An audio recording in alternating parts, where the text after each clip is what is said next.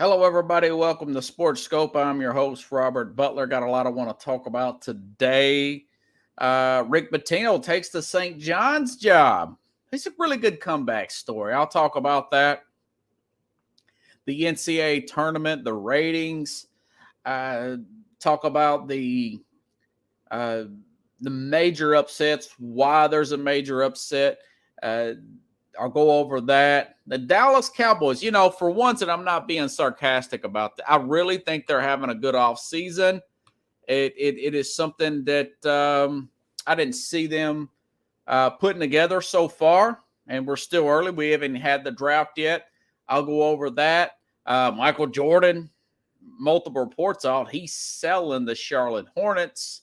We'll talk about that and more.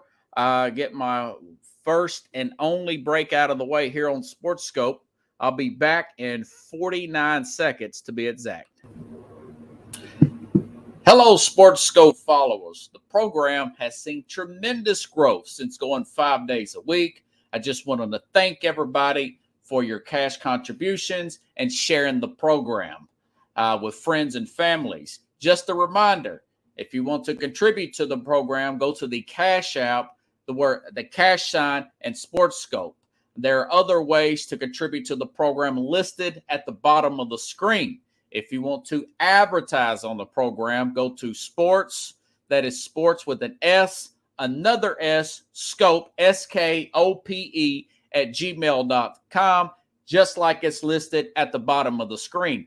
Thank you and enjoy the program. All righty then. A couple of takes here. On the parity and the level of upsets. Didn't do good scope basketball. Maybe I'll do that tomorrow. But for those of you that watch the program, remember I said I think there's going to be major upsets in this particular tournament. I think that it's going to be more than normal, more than usual per se. And I don't know what that is from, but here we go. Almost got this thing down pat here, okay? But anywho, I just think that there is more, going to be more upsets in this particular tournament, and obviously it's turned out to be the case. We've had two number ones already get beat out, a 16 beating a 1. And, so I'm doing research for that. Then I find out the ratings are out of this world for this tournament. And they're actually beating the NBA playoff ratings. But, the reason for the major upsets is the talent is being spread out so much now because of this, because we're so focused. The people, Carlos, I got to give him credit. He said something about this a few weeks ago that everybody they're worried about their own interest, and nobody is worried about the interest of the game as a whole per se. And I was simply looking up. I was looking up players who are going to be drafted. And this upcoming, I was looking at mock drafts and the NBA draft coming up in June. And, you wouldn't believe some of the players here. So the top player, we talked about this before, Victor Wembanyama. He's out of France. Top player, number 1 player in the country. He's not playing for any college. The number 2 player, Scott Henderson, he's a guard. He's in the G League. Nobody knows who this guy is. Everybody knows who Victor Wembanyama is because he is a generational talent. And a guy named Amen Thompson, overtime elite guard. Then you get down the number 4 player in the country as far as the NBA draft. That's Brandon Miller out of Alabama. And the 5th player is Cam Whitmore out of Villanova. Then the 6th player as a top 6 prospect is Asar Thompson, also of overtime elite. So the top 4 players are not playing college basketball. And, I understand people want to get paid, and our media has pounded that and pounded that and pounded that in the ground my whole life. And now you don't have the quality there of basketball. You still got the passion, and I'll go over that here in a minute. But and I've mentioned this before. I mean, everybody's worried about and instead of the commissioner and the owners and the NBA PA say, let's look out for the best in the league. What's best for the NBA overall? And marketing, look at these. So there's an article here. And you would think with all that watered down basketball that nobody be watching. According to the Sports Business Journal this morning, the tournament featured the most watched first round in history. More than 9.3 million people watch Fairleigh Dickinson in the midst of upsetting Purdue, and 11.5 million people watch that. But an average of people, 9.3 million. For comparison, the first 2 rounds of the NBA playoffs last year, Corey, the average of the NBA playoffs last year in the first round averaged 3.7 million viewers. Yes, the NCAA tournament first round games bring twice as many, 2.5 as many eyeballs as the first 2 rounds in the NBA playoffs. I could not believe that stat. I was for sure, because I'm a quality guy too, Corey. I want the higher grade of player. I prefer to watch the NBA playoffs, but I just could not believe that. But again, the top 4 players are not in college. Victor Wembanyama, he's a French player, the Metropolitans. And then you got a G League guy, Scott Henderson. He's the number 2 player in the draft lottery. Then you got another Overtime Elite. Overtime Elite's a semi-pro league for 16 to 20-year-olds. Start out of Atlanta back in 2021. So this is why you're getting these major upsets here in the college game, because all the talent is being watered down. The 4th player is Brandon Mill out of Alabama. He's the only one that's in college out of the top 4 players. Out of he's number 4 down. So there's 3 other players here. There's 3 other players here that are playing. And I want people to get paid. Trust me, I do. I understand that. But, if you look at this, instead of, you would think the NBA would say, okay, marketing. And I just read an article last week that the NBA, more people watch highlights on social media of the NBA than they do any other sports combined, because of the globalization of the league. And I understand that life evolves, things change. You can't always keep the same. But you would think that the NBA would try to get some type of NIL deal done with the college programs to keep these guys for the greater of the good. Let's stop worrying about individualism. For the greater good of the whole sport,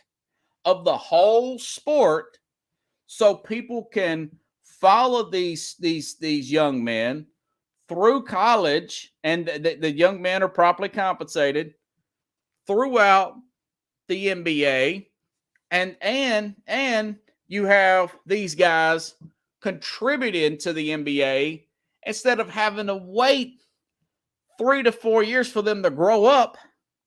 You got a guy that can come right in and help you, like a Magic Johnson did with the LA Lakers back in 1980, like a Larry Bird did to a Celtics team that was down from an Indiana State, like a player like a Michael Jordan did from North Carolina, 2 years out of North Carolina, at least 2. I would prefer 3, but at least 2. Get that done, because look at these ratings. And part of the ratings is my baseball argument. 9.3 million people watch March Madness. It peaked at 11 million people. 2.5 5 times the average of the first 2 rounds of the better players because nobody knows these guys. They're from overseas. I've watched one G League game in my life, and I've watched 15 minutes of that. That's because I've got NBA TV. You know, it may take years for an overtime elite program to have set scheduled appointment basketball on one station like a CBS and NBC or even a ABC or an ESPN affiliate. I'm just worried about the greater good of the game, you know? And the odd thing about it is college basketball isn't suffering, but it would make both sports that much better if you had that. You had players to be more coached, to be more polished. People would like them more. They would sell more shoes because you're following this player throughout college and you're seeing them mature and grow into a system and become a great NBA player. And as an NBA fan, that player is contributing to heavier minutes as a rookie and a second-year player. And ultimately, overall, that player is making more money because more eyeballs are watching, more shoes are being bought, more Sprite commercials are being watched, more beer commercials, more FanDuel commercials, more health insurance commercials are being watched. You got to see the big picture and see the long game. And it's really unfortunate that the commissioner cannot see that. Maybe it's the owners, maybe it's the PA, maybe it's a little bit of all the above, but you would think one person would stand out and shout to the high heavens, we got a bigger opportunity here. Let's put it all together. Let's put it all together. You know, I think it was Colin Coward said, the problem with boxing is there's no leadership. Everybody's out for themselves. There's no commissioner. Why is the UFC doing so well? Because they got Dana White. They have no central command post, you know? And, you know, the NBA is in a much better place than people say that would think it is. But it can be better. You know, things can be bigger. Things can be better, you know? Jason Whitlock was saying that he's got a feeling with this Ja Morant story that it's going back to the 70s, where you got players all high and doped up, and then eventually we'll be watching the games on tape delay. Well, I hope it don't get that bad, but it's food for thought. You got to look at the numbers, compare it, stop thinking about individual. That's what I hate about some of these politicians is they take care of their lobbyists and small groups, but their policies in some cases don't help the overall good and great. They hold their promise and they help this small group, that small group, this friend, that friend, and then your city looks like crap. It looks blunt because you're taking care of individuals rather than the whole thing. And you know, it's really unfortunate. That being said, I've enjoyed these games. Won a few dollars off of them, lost a few dollars, bracket busted, and all that stuff. Speaking of sticking in the college game, Rick Pitino, he's a great former Celtics coach, Corey. You know, this is a story of a fallen person who made it to the top, made some mistakes as a grown man, as a 59-year-old, 60-year-old, 60-plus-year-old, made some huge mistakes. Rick Pitino owned it, started back over, and has worked himself back up. Pitino, we all know he's a legendary college basketball coach, going back to the Final Four. I think he was coach at Rhode Island or something back in the 80s. And fast forward to 96, gets Kentucky, wins a national championship. Team he built. Tubby Smith took over. He wins a national championship. It's kind of like a Jimmy Johnson of college game. Goes off to the NBA. Did not quite have the success there. Got too much power there. with the Boston Celtics in the late 90s, early 2000s, was a general manager and head coach. He admitted he made a mistake there. Goes back to college, University of Louisville, wins another national championship in 2013 as the number one overall seed. And the number one overall seed hasn't won in the last since in college game because everybody's gunning for you. And he has a scandal, an embarrassing scandal about having a fling with a woman. And there was a, what was it called? I forgot what the fancy word was for. But this lady was trying to blackmail him. It's a big court. She got pregnant and all that. It was really there's a black eye for Coach Pitino. I thought it was going to cost him his job at Louisville. He beats that. He owns it, but he beats it, gets past it. A few years later, he gets in trouble, 2017, for bribes, a federal investigation, player bribes and all that, paying players, gets fired, admits he should have got fired. You're thinking, man, this guy's 60-something years old, made his millions and millions of dollars. He could have walked away. The average person now, between 62 and 64, retire. As of today, it's 64. 10 years ago, it was 62. Most of my life, it was considered to be 62 years old.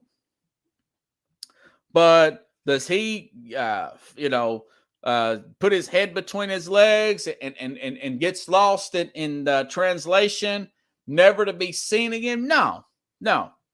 He owns it. He moves on. And he goes coach for a semi-pro team in Puerto Rico in 2018. 2018, excuse me. The Pana Thinkabos, some team I've never heard of, a semi-pro team for 2 years. Then he goes to Greece, coaches another 2 years for a pro league out there. Then in 2020, COVID year, goes to Iona up in New York State, coaches there, and now has St. John's job, New York City. Now he's coaching at St. John's. And here he is, 70 years old. 70 years old. You've seen him go to the top. Most coveted coach in America at one time. 30 years ago when he's my age. He failed at Boston. Goes back to college. Goes back to the top. Embarrasses himself again with the affair. Beats that. Takes a hit again. Very stressful. He brought it on himself. Owns it. Beats that with the bribery. Takes these other jobs. Keeps going. And now he's back on top again at 70 years old. You know, I remember listening to the great Rush Limbaugh, and people, you love him or hate him, but he was the most influential media personality I've ever heard of. People say what they want to, but he is. He's the most influential media personality in the history of media. And he says, don't let people define you, and don't let people mark your path for you. There's no such thing as one path. There's always a different path to where you want to go in life. And you cannot worry about what people think of you. Yeah, and trust me, that is easier said than done. But, cheated and getting caught cheating and on his wife or whatever, cheating in the game. And he could have gave in, owned it. And it also says, hey, you can make mistakes late in life. You can make mistakes late in life. We're always bashing young people. We're just talking about Ja Morant making mistakes at 23 years old, 24 years old, carrying a gun into a nightclub and flashing it on Instagram Live. But you can also be 60 and make mistakes and ask for forgiveness, but you got to forgive yourself at times and move on. For somebody who's making it late in life, me, I've taken bad advice. I've made some bad decisions. I don't had nobody tell me jack squat. My problem was I listened to too many voices and not my inner voice. And one day I just said, you know what? I'm going to stop caring what people think of me. And I'm going to listen to my inner voice. And I'm just going to look forward and ahead. I'm not going to worry about anything else in life. I'm just going to look for, because if Rick Pitino started listening to some of the criticisms and it came his way, rightfully so, and he owns it, he wouldn't be where he's at today. Matter of fact, he may be dead of a heart attack because that's a lot of stress. Self-imposed. He's human. We're born into sin. We're all human. But what do you do after you make that mistake? How do you get out of bed and keep going after you have egg on your face? Your reputation is ruined. How do you keep going? Do you go out and hide out somewhere? Most of us would. I might have. I don't know if I had his kind of money. But I do think that his story of this guy started when he was in his 20s as an assistant in 1974 for Hawaii. You know. And then now look at him in 2023, the head coach of St. John's. And he was holding out. I think, for the Kentucky job because Calipari has underachieved lately. He's on the hot seat. Calipari's on the hot seat. The head coach of Kentucky. Another guy that didn't, I want to say he couldn't cut it in the NBA. He's Rick Pitino light. So Pitino's a better coach. He's a better X's and O's guys. But this is a good story about being hungry late in life, man. You know, Nick Saban, 71 years old, had the #1 recruiting class, got 6 national championships, and you're watching him on National Signing Day. He looks like a young 45-year-old coach hungry for his next national championship, like it's his first. Jay-Z had a song. He said, treat your first like your last and your last like your first. And that's easier said than done to hold that kind of drive. But when you see other people do it, man, I tell you, it pumps me up, man. And kudos to Rick Pitino, an imperfect person hanging in there, you know. And you would just think that the stress of everything that he's been through would have him give in, you know, but it didn't. Andrew Wojciechowski put this tweet out. He said, ESPN reporting with Pete Thelma Rick Pitino's agreed a 6-year deal to become St. John's coach. Pitino's taken 3 schools to Final Fours, 1 national titles at Louisville, Kentucky, and makes move to restore the Red Storm to Big East promise. That's the name of St. John's team. The only coach to win a national championship at 2 different schools, 96 at Kentucky, 2013 at Louisville. One of 2 coaches to take 3 different schools to a Final Four. One of 4 coaches to take 5 different schools to the men's tournament. And a human being who has made a lot of mistakes in his life, like we all have. Stories like that is why I like to do this show, man.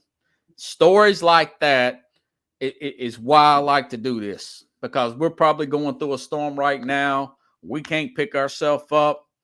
I know I have my bad days. I just paid taxes, Corey. And man, I'm thinking, man, I miss my old paychecks. I can get that money back quick. Back before Labor Day, before I started doing Sports Scope. But I'm having perspective in long game and having that Rick Pitino mentality where I'm just going forward with what I want to do. And I'm not worried about the time in the present. I'm enjoying the journey, and I'm keeping moving that rock.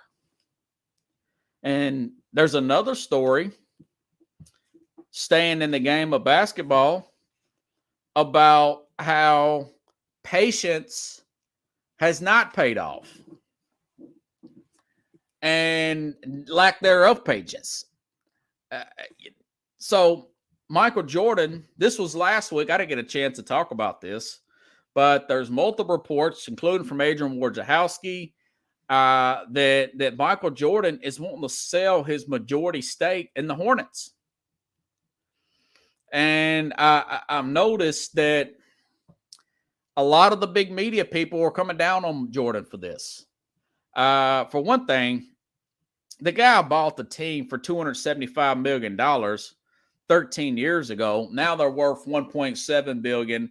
My estimation, that's 5 times the value. That's still a success. That will put Jordan's net worth over $2 billion now. But listen to what Shannon Sharpe said on his show with Skip Bayless about Michael Jordan. And this is interesting. I didn't know some of this stuff. He's the best at one thing and he's horrible at something else. And that's the way you can sum up his ownership or his tenure as the owner of the Hornets. Skip has been a disaster. He's hit the ball out of the park basically once with Kemba Walker. Melo has been very good. He's made the All-Star. He's been injured an awful lot. But every other draft pick has been an epic failure.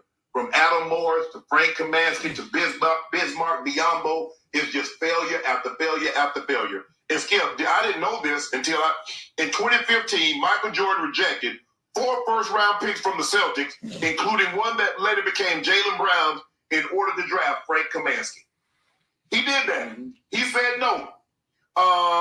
His batting average on first-round draft picks was worse than what he hit with the Birmingham Barons. Now, according to Phil Jackson, it's not code for Phil Jackson. It's watching the Last Dance documentary. Michael Jordan says it himself. He says he went back and forth. There's no I in team, but Jordan came back to Phil and said, well, there's an I in win, and he didn't trust. He's a guy, he don't trust his teammate. He didn't trust his teammates, and he couldn't trust coaching all the way up till he got to Phil Jackson. Phil Jackson's brother's a psychologist. He explains that in his book he wrote later on. It was about Kobe Bryant and that Laker team. But he says, Jordan says that. Him and Phil go back on that back in his playing days. And you fast forward to 2010 when Jordan buys the team,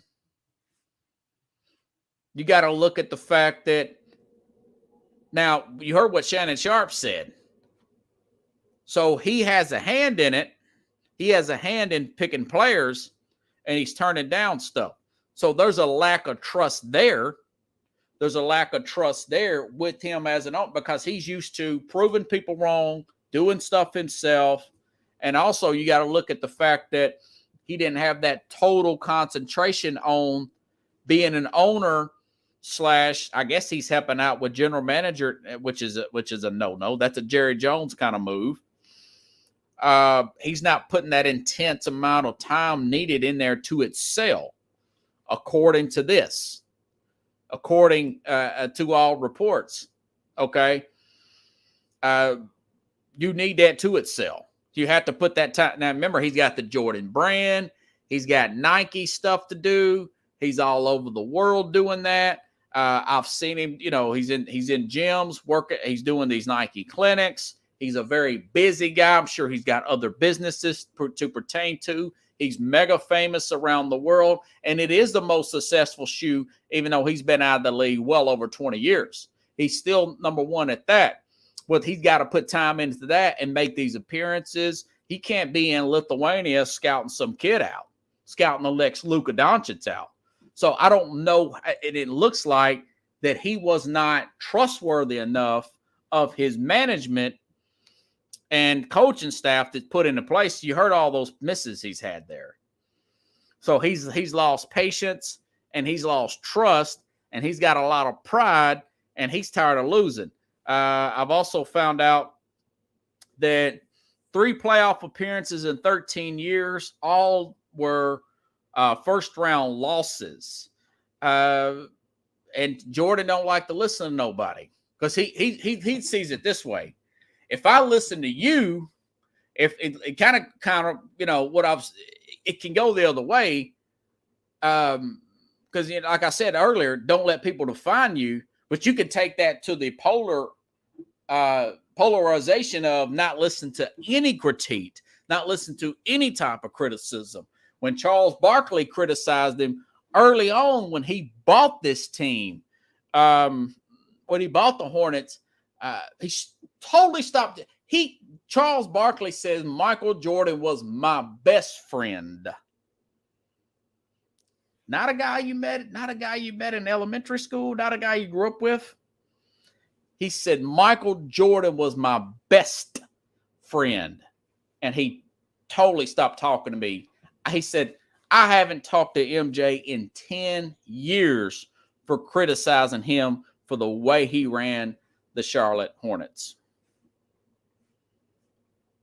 But that closed-minded mentality, it can work for you.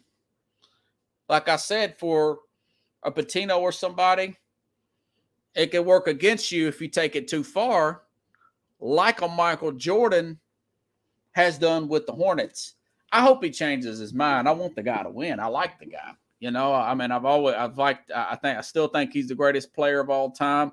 We talked about that in another show when LeBron broke Kareem's record for most points scored in his career. But Jordan, it's his lack of patience, his pride, and maybe he's got some other venture. I mean, the guy has made 5 times the amount. He bought this for $275, according to CBS. And the net worth is $1.7 billion. He may be able to sell it more than that. That was last year from Forbes.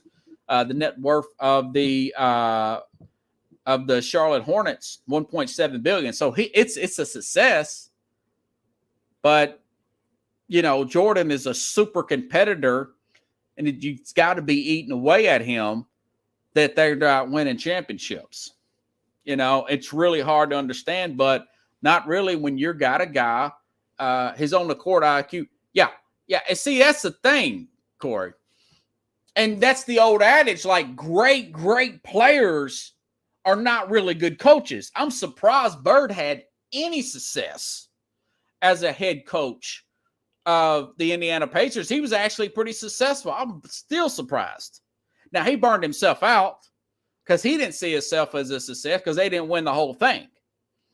I'm really surprised. But these great players, you know, these, but because why can't you do it the way I do it? You have the body like me. Why can't you do it the way I do it? Because they ain't got that extra chromosome you've got, you know? And the players he does see, he probably thinks, hey, man, I see some of me in him. You know, I see the dog in him. And it's not really there. He thinks he sees that. That's what I think he thinks, you know? But most of the time, great player. Patrick Ewing just got fired from Georgetown as his alma mater from college. I mean, he couldn't bring that magic back like it was in 84 and 85. The Warriors who went to the national championship game. It's so rare. Chris Mullin failed at St. John's. the great Chris Mullin. Now, of course, they got Ripley Tino now. So he was such a good player. He sees certain players. He thinks that guy's me. I'm going to bring, and he keeps up Michael Kidd, Gilchrist, Adam Morse. I mean, these guys. And like I said, his IQ, court IQ is much different than executive IQ. Yeah. And you would think that he would have some trust and hire the best people and step back. But I think that would eat away at it. He can't step back. You know, he could not step back. And that's unfortunate for Jordan there, which is a good transition.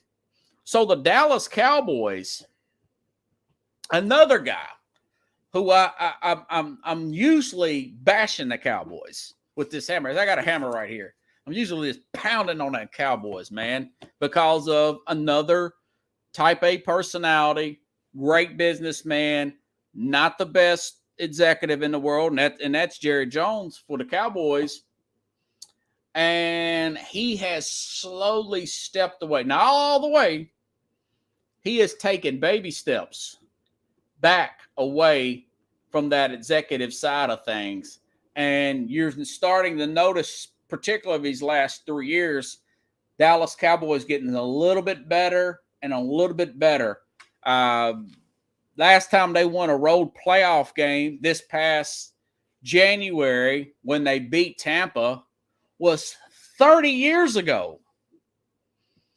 January 93, the 92 Cowboys went to San Francisco, beat them. Jim Jeffcoat, who I've had on the program, he was on that team.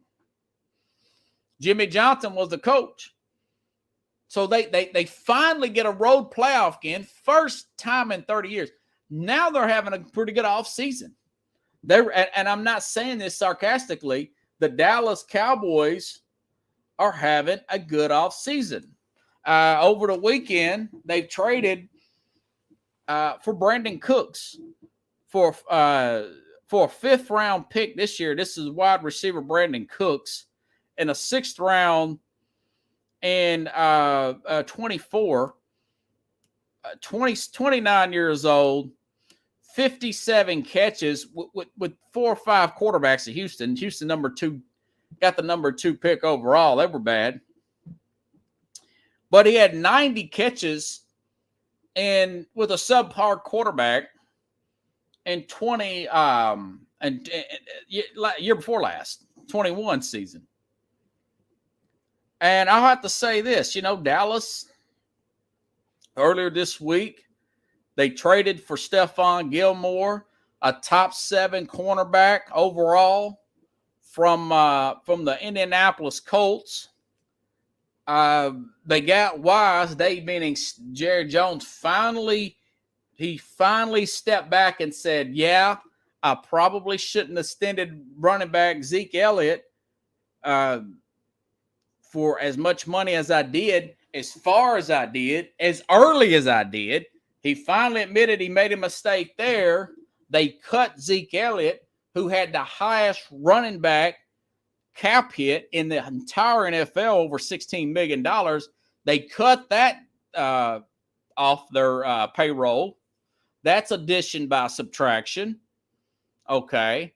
They didn't re-sign Dalton Schultz. Now, I like Schultz, but according to Jim Jeffcoat, former Dallas Cowboy, who still has ties to the Cowboys, says he wasn't in love with this guy. Wasn't a great blocker. And he's just okay. Now, I thought he was a pretty had some chemistry there. I thought he had pretty good chemistry there with Dak Prescott. And Dalton Schultz, by the way. So he signs with the Texans, Dalton Schultz. So you're looking at this, and then on top of all that, Mike McCarthy, they fire Keelan Moore, the number 2 offense in the league. So they fire Keelan Moore, and he goes to the LA Chargers and gets the job. And Mike McCarthy says something that I really like to hear him say, and that is, we are going to run the football. We're going to run the football. And he's somewhat on a hot seat, I would say. You know. And on top of all that, so he says we're gonna run the football and we're gonna play defense. And I thought, yeah, because when Dak Prescott throws over 30 times, they're 34 and 31. When he throws under 30 times, they're 27 and 5. There it is. Even in the passing league. There you go. Now, that being said, it takes balance. You need balance in life. I was just talking to this woman on the internet the other day, this chick, Pam, and, she friends me and everything, and she's trying to, good-looking chick, Corey, she's trying to sell me all this crypto stuff. She's talking about work and everything on a Saturday night. I'm asking, hey, you want to hang out sometime? I know she's in like Houston, Texas, right? And she's talking about work and money and all that. And I said, listen, you need balance. Saturday night, have you time, You want to talk to me about non-business, we'll talk non-business on Messenger on Facebook. But I'm not talking about that. Not that I would do it anyways. But you got to have balance in life, and you need balance on your football team. The last time the highest Russian team won a Super Bowl was 1985 with the Chicago Bears. Now, me being out of Tennessee, Jeff Fisher country, we got a defensive-minded head coach, Derrick Henry. Got to let these guys. But that being said, you can't get pass happy either. The Cowboys are 34 and 31 when Dak throws over 30 times a game. They're 27 and 5 when he throws under 30 times a game. You got to have balance. You got to have balance. And Dallas, and I think McCarthy sees it. He's watching the film. He said, man, with our defense, when you got an all-world Michael Parsons may be the best defensive player in the last. He may be, other than Dion, he might be the best defensive player that's ever played for Dallas. That's how good he is. He's like a Lawrence Taylor type of guy. I don't think that's an exaggeration. When you got a guy like that brings your team up, like Micah has, you don't want to give him a short field, man. You want to play field position, defense, run the ball, play action, pass sometimes to set up the run. If you can't run early, run out of different formations, run hurry ups. You have to switch things around sometimes. But all that being said, this team is on a good. They're on a good trajectory, considering the fact that they restructured Dak Prescott, who was making a fortune. He was overpaid. Again, most of these quarterbacks are overpaid. Other than maybe 4 or 5, most of them are overpaid, way overpaid for a hard cap. But his cap hit this year in 23 is way down there at $26 million. And it was like 50 something million. So they restructured that, which was big, which gave him the kind of room to get this kind of team here with Tony Pollard, the running back that was out doing Dak. They franchised him.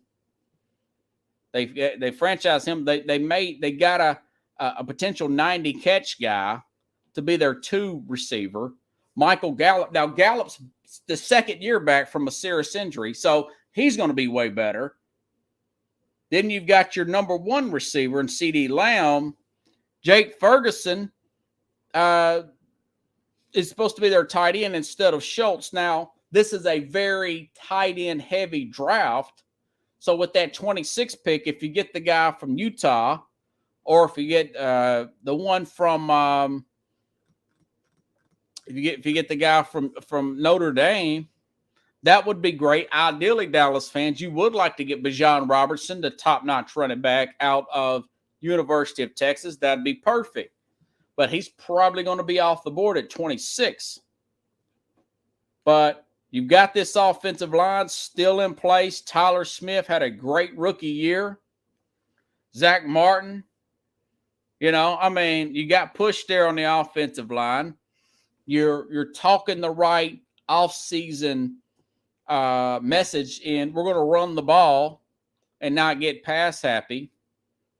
And you've made a heck of a move. Stephon Gilmore, former defensive player of the year, who's still in his early 30s, by the way, who came back from a serious injury year before last to be a top 7 quarterback in the NFL, according to Pro Football Focus. So, yeah, Dallas are doing the right things. They've got the 26, the 58, and the 90. I mean, they still got some draft capital. They gave up 5th-round picks, and they still got 3 5th-round picks. So they're in really good shape. I don't know if they're going to win the East, but remember, this team made the playoffs last year. And what cost them is Dak's interceptions.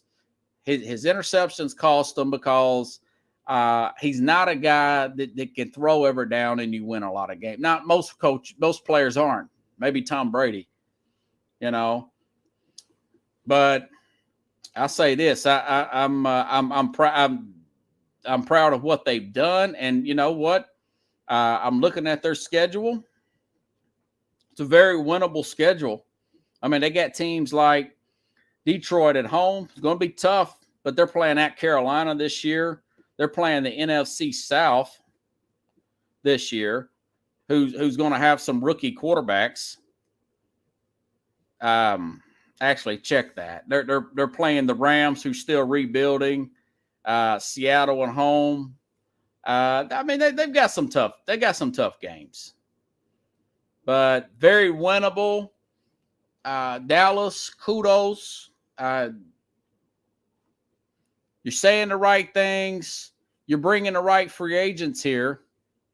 And you say, what about Brandon Cooks? Well, Brandon Cooks is a guy who has flown around the country, and he has played on a lot of different teams, but I think he's been asked to do too much. He's a guy that you cannot rely on to be your number one receiver and the leader. He's a guy, he's better as being a role player, kind of like a Russell Westbrook in NBA. You want him to come off the beat. You want him to be that 6 man. Cooks, let him be the 2, maybe the 3. But he's better than the 3 that they had last year and the 2 they had last year. He can kind of fade off. He don't have to be the lead guy. This team is going to be a run first, play action. CeeDee Lamb be the number 1 guy at receiver. And then ultimately, there'll be the defense. Now, if they get that tight end or running back, that'd be great. But if they went all defense in the draft, that'd be okay too. Because you want to establish and build. Michael Parsons so good, they should build around him. And they did that with Gilmore, and they got Trayvon Diggs as the other cornerbacks. Maybe get another pass rusher there, add some depth there. This is going to be an interesting team. I like teams that are humble enough at times to admit their mistakes. They meaning just one guy, Jerry Jones. 81-year-old Jerry Jones here. But anyways, that is pretty much all I've got for tonight, folks. There's been a few other stories I wanted to get to, but that would have run me way over the hour here.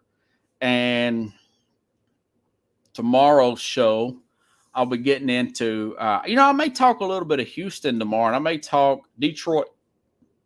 Detroit's quietly under the radar. The Detroit Lions, who very well may be favored. We may hear something out of Lamar Jackson and his situation tomorrow. Anything can break with and plus Brandon Cooks is willing to, going back to that Dallas thing. Brandon Cooks is willing to restructure. You know, he's willing to restructure. So they just got a good deal all around. 29-year-old player, still got plenty left in the tank. Former 90-catch player, knowing that player, and he thinks this team can go. He went from a dumpster fire team in Houston to a playoff potential Super Bowl team in the NFC in Dallas. So remember this about Dallas. Now, the Eagle fans don't want to hear this. No team not named the New England Patriots has lost the Super Bowl. This is why I was so reluctant to pick Cincinnati last year. No team not named the New England Patriots has lost the Super Bowl and got back to the Super Bowl in 30 years since the salary cap era, which was in 94. No team not named the New England Patriots. Cincinnati was that far. They was an inch away, and they couldn't get back. They think Kansas City couldn't get back. It's really hard once you. So my point is the Eagles, who were in their division. Look at the other teams. The 49ers got quarterback problems. They don't know when Purdy's going to come back. Brock Purdy, staying with the NFC. Who else is a dominant quarterback? We don't know where Aaron Rodgers is going to go with the Packers. Jalen Hurts, he's got that working against him with the Eagles, losing the Super Bowl. Washington, the Sam Howell really going to get you to the Super Bowl in the NFC. Is Jared Goff with the Detroit Lions, who I'll talk about tomorrow. Interesting quote I read by Cam Sutton, their cornerback free agent signing. I'll talk about them tomorrow. Do you really think he's going to take them all the way from a non-playoff team, garbage, dumpster fire, to a Super Bowl? Possibly, but that's a big jump. They've never been, But Dallas, they were in the playoffs last year. They won a playoff game, first road playoff win in 30 years. Can they make that next step? And there's a possibility they could. The Rams are rebuilding. Seattle, is Geno Smith going to take a step back with Seattle? I don't know, probably. Arizona's going to be a dumpster fire. New coach, new everything. They don't know when they're going to get their starting quarter. So you start really thinking about the NFC. Minnesota don't have the defense to do it. Okay. The South is a disaster, the NFC South. Atlanta's not going to do anything with the new quarterback. Tampa's probably going to get the number 1 pick at 24. Carolina's got a rookie quarterback coming in. I mean, I'm running out of teams in the NFC that I could pick to go to the Super Bowl. The quarterback play in the NFC's down. I mean, maybe with the right break, maybe the Saints with Derek Carr. But do you really trust Dennis Allen as a head coach to get you all the way to the Super Bowl? So, Dallas fans, you have something to really to think about, You have something to really think about. Now, Dallas can find a way to screw things up. Yes, that's true because they're Dallas, and there's so many people talking about them, So anyways, if you guys like the show, share the show. I'll be back on tomorrow, same time, same place. Hopefully later on this week, I'll get a guest. I was hoping to get John Restano, which I'm probably that lady just sent me another message here. I'm going to tell her, get some balance in your life, lady. Get some new balance. Anyways, have a good night, everybody. I'll see you tomorrow. Same place, same time here on Sports Scope.